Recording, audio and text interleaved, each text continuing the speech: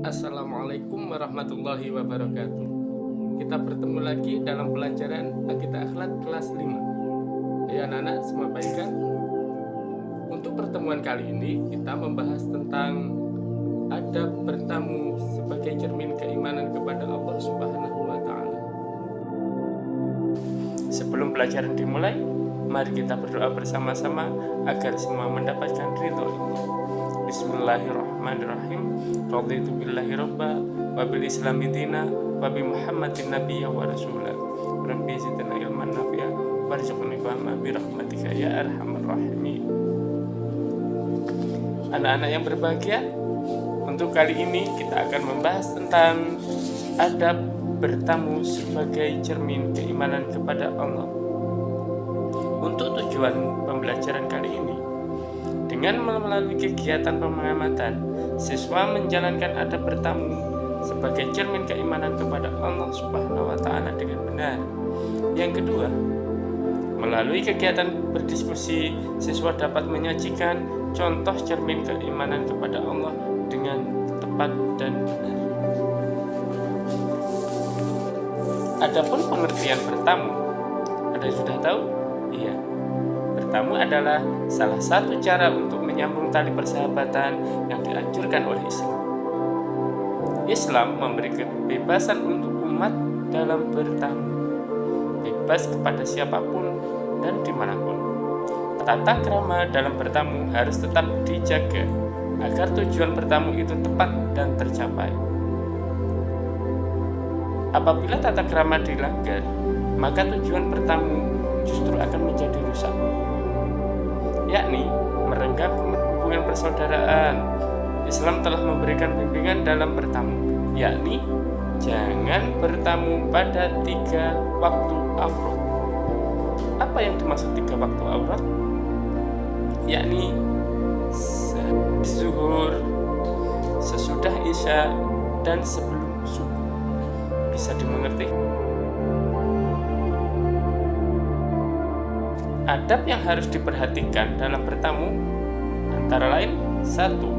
Memilih waktu yang tepat. Jangan sampai kalian bertamu ketika orangnya tidur, jam 2 malam misalnya. Yang kedua, memberitahukan perihal kedatangan.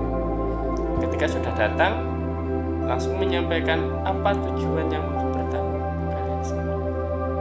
Yang ketiga, meminta izin masuk untuk bertamu. Sebelum diizinkan, jangan sampai kalian mau masuk. Bisa juga izin itu bisa berupa salam, bisa memanggil nama, dan sebagainya. Yang keempat, memperkirakan waktu lama bertamu. Maksimal bertamu itu 3 hari, jangan sampai lebih dari 3 hari. Apalagi kecuali jika memang bertamunya itu ada kebutuhan khusus, misalnya di rumah tetangga atau di rumah saudara kita ada keperluan yang memang waktunya membutuhkan waktu lebih dari 3 hari. Yang kelima, berwajah ceria, bertutur kata lembut. Jangan sampai kalian menjadi tamu malah kalian wajah cemberut, apalagi ngomel-ngomel. Selanjutnya, adab yang harus diperhatikan dalam menerima tamu. Kalian tentunya pernah menerima tamu. Tamu bisa kecil, bisa besar, bisa putra atau putri. Yang pertama, menjawab salam. Ketika ada tamu yang mengucapkan salam, kita harus menjawab salam. Menjawab salam hukumnya, iya betul, wajib. Yang kedua, boleh menolak tamu. Tamu yang bagaimana yang boleh ditolak?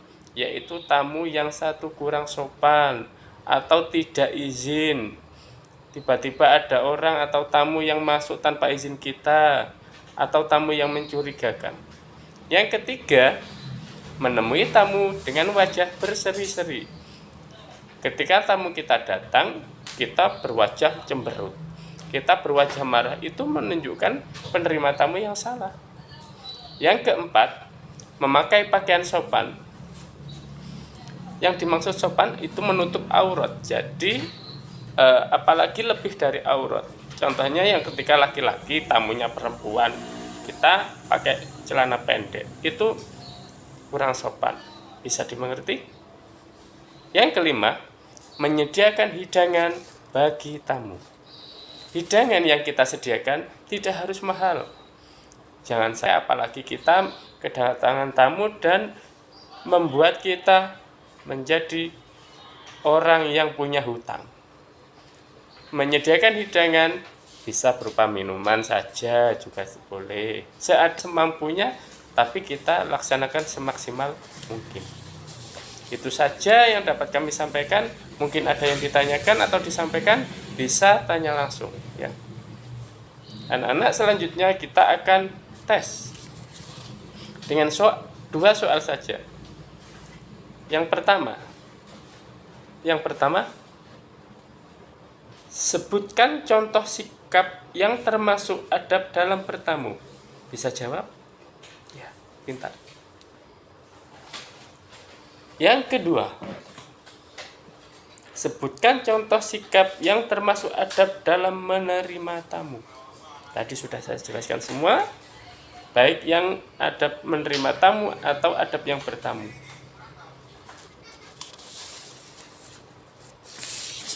Dengan demikian, apa yang kami sampaikan sudah kami anggap cukup. Semoga materi yang kami sampaikan ini menjadi bermanfaat bagi kalian semua dan barokah mendapat ridha Allah Subhanahu wa taala. Sebelum berpisah, mari kita berdoa bersama-sama. Rabbana atina fid dunya hasanah wa fil akhirati hasanah wa qina adzabannar. Walhamdulillahirabbil alamin. Akhirul kalam, wassalamualaikum warahmatullahi wabarakatuh.